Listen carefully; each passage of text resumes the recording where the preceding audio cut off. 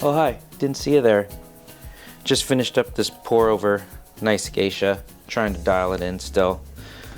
Will I get it right? I don't know. Part of the process. You can make instant coffee, but what's the fun in that? It's the whole process that I enjoy, you know? It's like putting a record on a turntable. Sit down with your liner notes, take your time. You can make it easy and stream music, but sometimes it's fun to make things more complicated. Enjoy it. See, that reminds me of randoneeuring. A wise person once described it as doing taxes while riding your bike. I'd say that's pretty fair. Let's hope we get a good return on them this year, huh? Anyways, let's go check out my Cycles J Bryant Randonneur.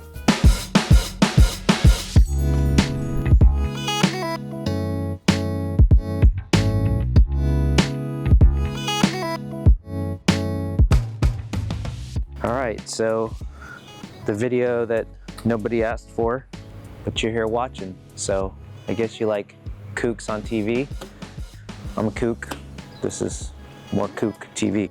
So this is my Cycles J Bryant Rando custom built bike, built in 2015, I want to say, maybe 2014. It's kind of a process. It's a custom rando frame built by River Bryant up in the Portland area. River flew down to LA, wanted to do this event called the brevet.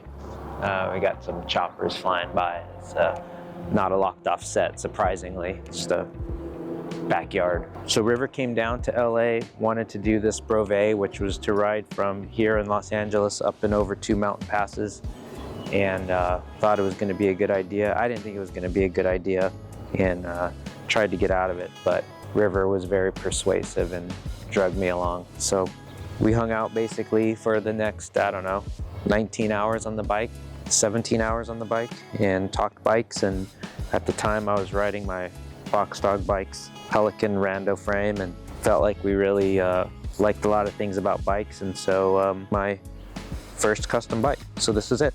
It was kind of a refinement on what was already going on with the Pelican, which was a great bike. Really nothing wrong with that. Wish I still owned it, but there's too much overlap. So it's just a lighter frame, basically. This is a 757, I believe, type of budding.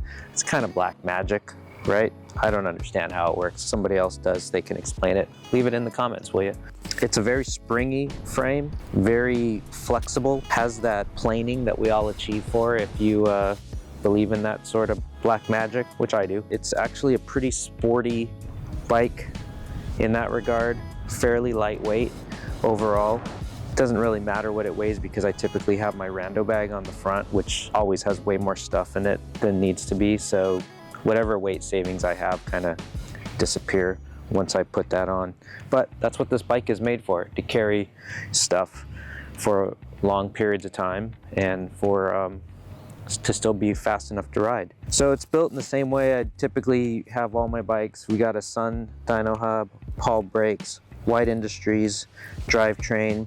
This one has a Dior XT rear derailleur, clipless pedals, running baby shoe pass tires, the extra lights, which are really nice. Down tube shifter. There are custom lowrider racks that River built for this as well.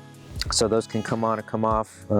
They're just off because this bike, I currently have it set up for more sportier days outside. Fully fendered all the time. I was actually rear-ended on this bike about a year into owning it. Someone hit me at a light, didn't see me there, I guess, and tacoed the rear wheel. Only moved me about a few inches forward. Luckily, I stayed on the bike, but the rear wheel and fender crumpled into their bumper. It took about a year dealing with insurance to get it all sorted out. Luckily, friend Paul helped me out immensely with that when I was ready to give up on it. Golden Saddle at the time was the shop handling it. They helped a ton, and through their work, both of them, I was able to keep the bike in the end, and I just had to replace the rear wheel and the fender. Hold on, let's pause for some audio. We've got some neighbors doing neighborly things and dogs keeping an eye on everything. I found Jerome Cycles in LA, took the frame to them, they put it on their jig, checked it out, turned out the rear triangle was fine all along. It only required getting a new rear wheel built and replacing the fender, and then the bike was back on the road. This was my first custom build frame, and in that I had a learning curve, unfortunately, that make sure if you order a frame, you're very clear with what you want and what you think you're getting, and that the builder knows what you want, because they will do anything to accommodate you, but they just need to know. And so I wasn't clear that I always run Paul brakes, and so when this front rack was built, it wasn't built with the provisions to run Paul brakes. We got another bogey up here. Someone just funning in their private plane, probably, when they know we're down here trying to YouTube about dumb bike stuff. So Jerome Cycles helped me and reconfigured the struts here so that I could run the Paul brakes on the front using the Paul adapters.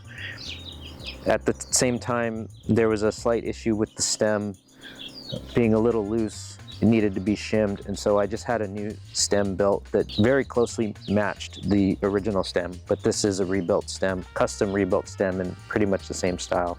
This bike is also set up with a sine wave charging system here in the headset. It's not wired properly, so it doesn't really work. Honestly, I've just never taken the time to fix it because I found that it's just easier to use a power bank battery to keep in your bag. Got more than enough room already. So this bike has a Edelux front light mounted on the drivetrain side. Typically they're mounted on the non-drive side, but it's not an issue. I don't know if there's a reason one way or the other. This bike also has a integrated rear tail light. I'm on the short side, so it can't fit in here on the seat tube, which is typically where you see a lot of them.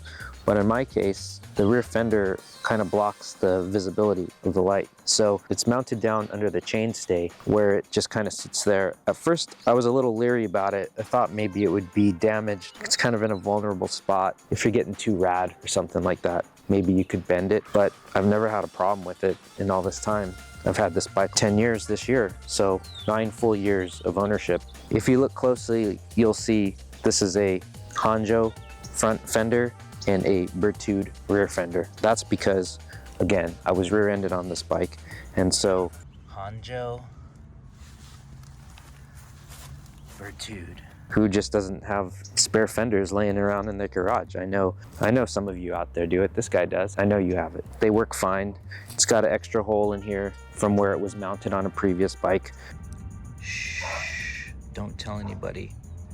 But, you know, in a pinch, when you need fenders, just use the ones you got. Here in sunny Southern California, fenders look beautiful, but we don't necessarily need the full flap in the back because we don't really have all that rain. So I've never installed the flaps, although I do have some to install for, you know, those 2 days when it's rainy here. Got TRP levers, of course the down tube shifters. This bike has 3 bottle cages on it because every bike should have 3 bottle cages on it. The 2 different Paul brakes, it's the Neo Retro in the front and Touring Canty in the rear. The one in the back is just a little bit closer so you don't worry about hitting it when you throw your leg over. I guess you could say it's a mixed matched set, but it's matched perfectly for the way I have the bike set up. I always buy them in this combination. So this bike is really flexy. When I first got it, it felt very strange to me. I just didn't realize how flexible steel could be. Every other bike, you know, if you start riding with, let's say, a Surly or something like that, those things are very strong in a good way. But sometimes when you want something sporty, they're too strong. So when I first took this bike out for a ride, under some spirited riding, I could feel it flexing. I could almost see some flex in the top tube, and it honestly made me a little nervous, having never ridden a bike like this before. Then I came to realize that that's exactly what it's supposed to be doing, and it's just doing its job. So now I love it. It's definitely one of the sportiest bikes I own, even though it looks like it should weigh a ton. It really doesn't, and you can keep up with all sorts of people on their carbon bikes. I don't know, you like what I'm saying here or disagree? Tell me, what do you think? Tell me. We've got a dog cruising into the scene here, excuse me. Buddy, what's going on here? Oh, he's got a scent to something, so he's fine. All right, yeah.